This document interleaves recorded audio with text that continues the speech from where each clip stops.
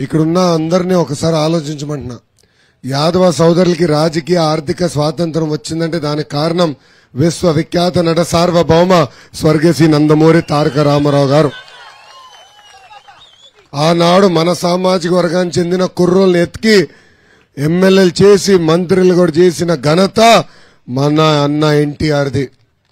ఇక్కడ మీరందరూ ఆలోచించాలా. బాబు గారు ముఖ్యమంత్రి ఉన్న 5 సంవత్సరాల్లో ఆర్థిక శాఖ మంత్రి యనమల రామకృష్ణ గారు. ఇప్పుడు ఆర్థిక శాఖ మంత్రి ఎవరండి? బుగ్గన రాజేంద్రనాథ్ రెడ్డి గారు. చంద్రబాబు నాయుడు గారు ఉన్నప్పుడు టీటీడీ చైర్పర్సన్ ఎవరండి? పుత్తా సుధాకర్ యాదవ్ గారు. ఇప్పుడు టీటీడీ చైర్పర్సన్ ఎవరండి? వైవి సుబ్బారెడ్డి గారు. తెలుగుదేశం వైవి సుబ్బారెడ్డి గారు మొన్నటి వరకు, ఇప్పుడు భూమన్న కరుణాకర్ రెడ్డి గారు.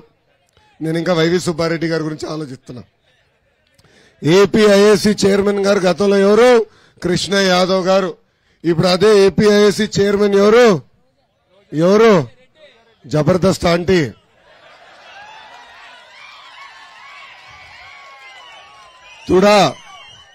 తుడా చైర్పర్సన్ నరసింహ యాదవ్ గారికి ఆనాడు తెలుగుదేశం పార్టీ ఇస్తే ఇప్పుడు ఏకంగా చెవిరెడ్డి భాస్కర్ రెడ్డి కొడుక్కి తుడా చైర్పర్సన్ కూడా ఇస్తాం జరిగింది. ఇంకా బీదా రవిచంద్ర యాదవ్ గారిని ఆనాడు ఎమ్మెల్సీ చేశాం.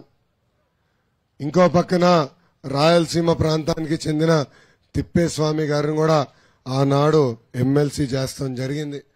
మన సామాజిక వర్గానికి చెందిన ఏకైక వ్యక్తి లోక్సభలో అడుగుపెట్టారు.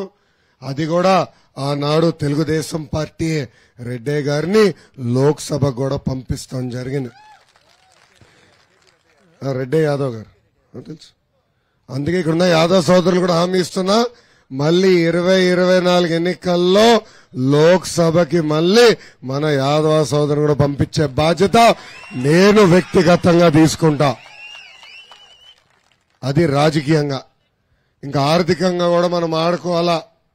చంద్రబాబు నాయుడు గారు ముఖ్యమంత్రిగా ఉన్నప్పుడే యాదవ సోదరులకి ప్రత్యేక కార్పొరేషన్ ఏర్పాటు చేశాం, నిధులు కేటాయించాం. యాదవ సోదరుల అభివృద్ధి కోసం ఆనాడు నిధులు ఖర్చు పెట్టాం.